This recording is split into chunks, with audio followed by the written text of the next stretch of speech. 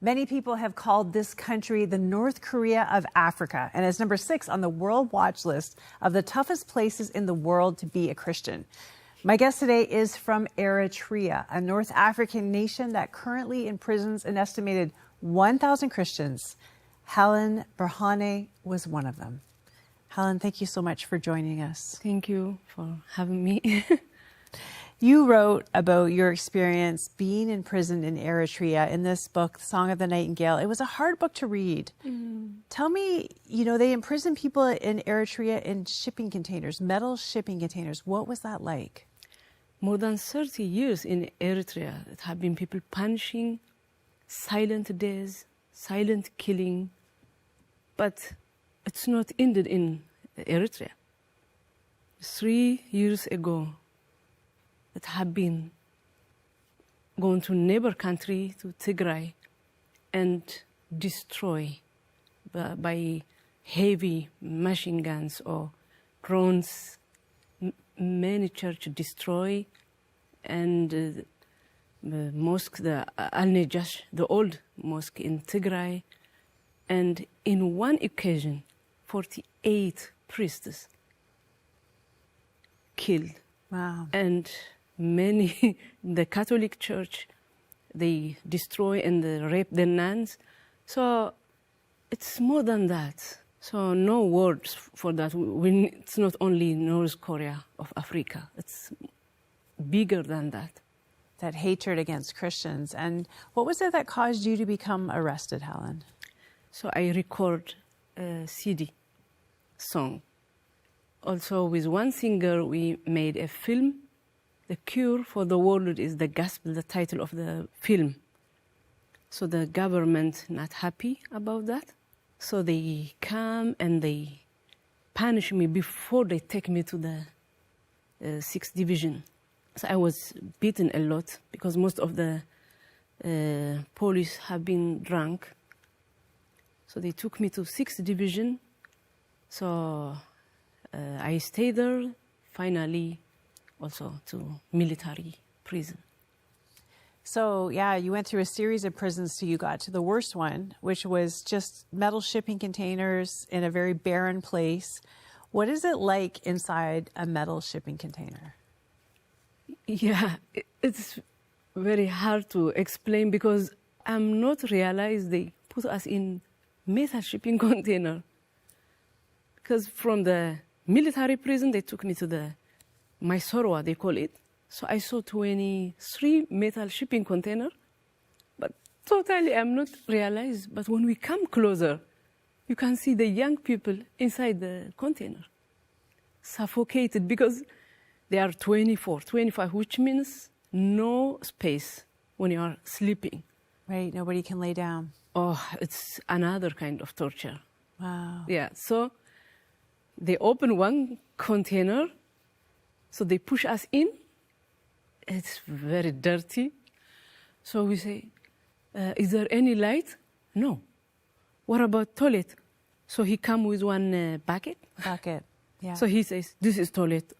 So all of us, we use one bucket. One bucket. If I describe it, it's cold, extreme cold in the night, also extremely hot in the day, suffocation because of the humidity, it's wet. So the worst thing is maggots on the floor. So we have been teenager, middle age, and also elderly women. So they get shocked, the elderly women, how we can sleep here. So we are the one cleaning, and others can sleep because we have only blanket. So you clean it today, it's come again. But the worst thing, early in the morning, they open this container, they say, go to toilet. So they say, no toilet. So we confused, but they have these military rules. So we go to outside, no toilet, it's open air. All the guards can see you when you use the toilet, no privacy. Just a field. Yeah. So around 1 p.m., the temperature is very hot, become warm and warm. So you can't lie to the container. All of us in the middle, the teenagers, they start collapse on the floor. Wow. The elderly, hard to breathe. So all of us in the middle. So we don't know if we survive, die, we don't know. So we're sitting there. So they say, Helen, what can we do? So I say, please, God, help me. Give me a word. So it's come immediately, the word of God, about the book of Joshua 6. Jericho collapsed because of the praise. Also, Paul and Silas, when they were in prison, they are singing Yamin to God. Also, from young age, the priest always, he teach us, Philippi 4:4, rejoice to the Lord, rejoice. In good times, in bad times. Doesn't matter what's happening, but you need to give praise. Now the only thing we can do is to sing. So you can see their face. Huh? To sing? What can we sing? What can we sing? Because I understand nothing to praise about that area. Yeah. So I say, yeah, the only thing we can do now is to sing, because he sacrificed himself on the cross because of love. So we have enough to thank. They are not happy, but I start singing. It's by Tigrinya. Can I sing for you? Yes, sing a few bars. Yeah. ተመስገን ብኩሉ ተመስገን ብኩሉ ተመስገን ብኩሉ ተመስገን ተመስገን ብኩሉ ተመስገን ብቁማል ተመስገን ብቁንጪ ተመስገን ብቁማል ተመስገን ተመስገን ብቁንጪ. So I repeat this song, thank you for everything, for cold, for hot, for this insects, for everything. Maggots, Yeah. the So rats. they start follow to sing with me, but the guards, they get angry and they torture us very heavy. Oh. So we suffer outside.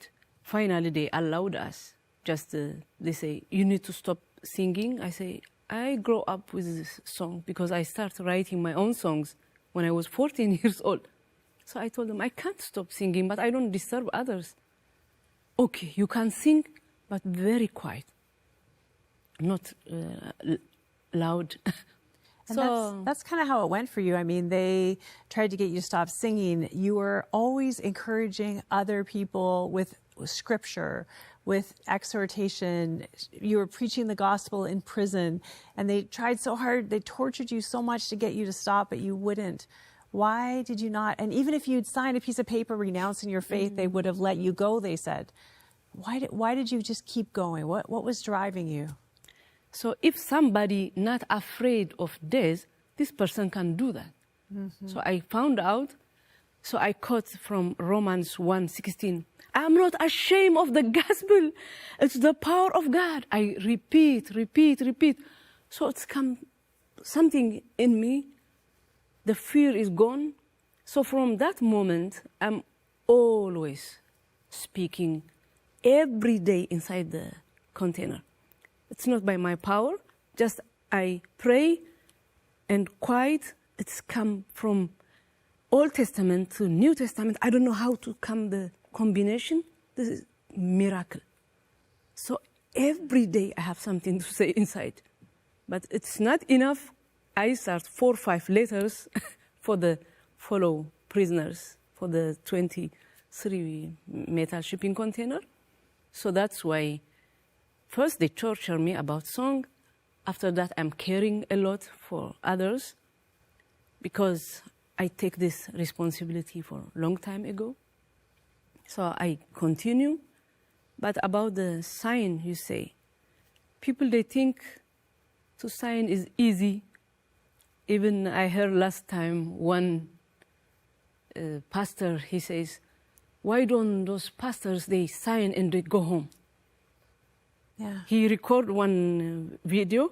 Can you release this to Eritrea? How? There is no internet. It's not possible when somebody is 20 years in prison to say, sign and go. It's not possible. So many people, they don't understand. Also in my time, in the beginning, it's not only white paper they come to sign. They write a lot of stuff in the beginning. If you come back again, it's the hardest.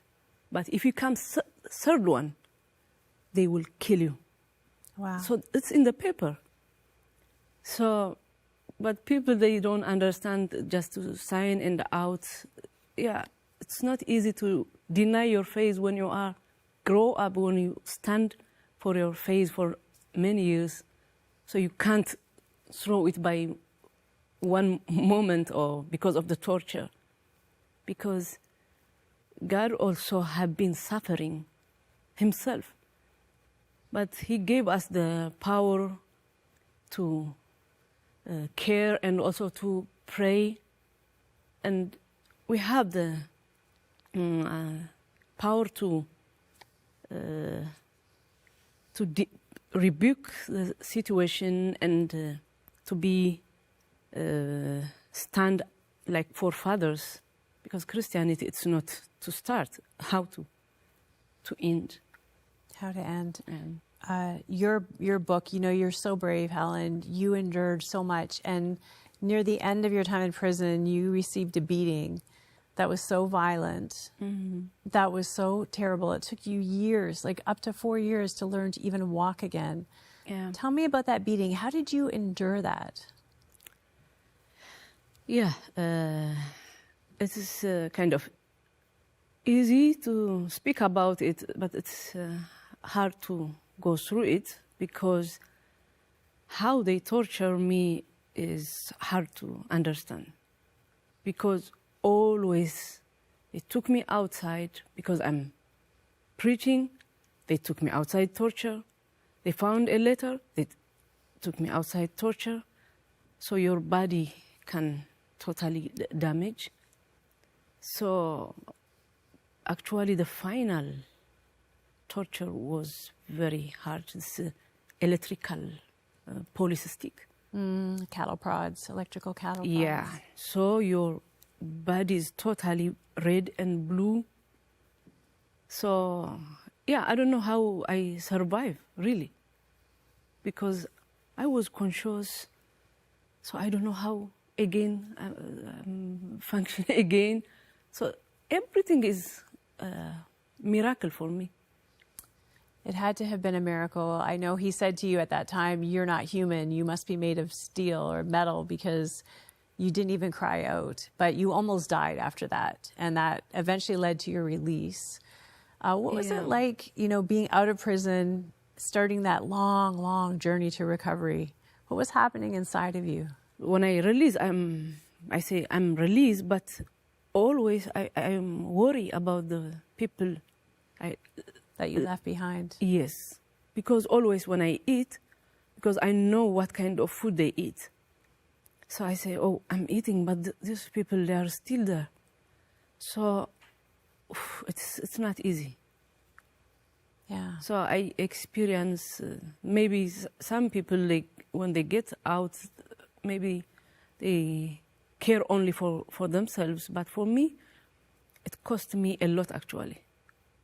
Because to recover, I go to therapy for my legs, everything. Also with sticks, I start traveling.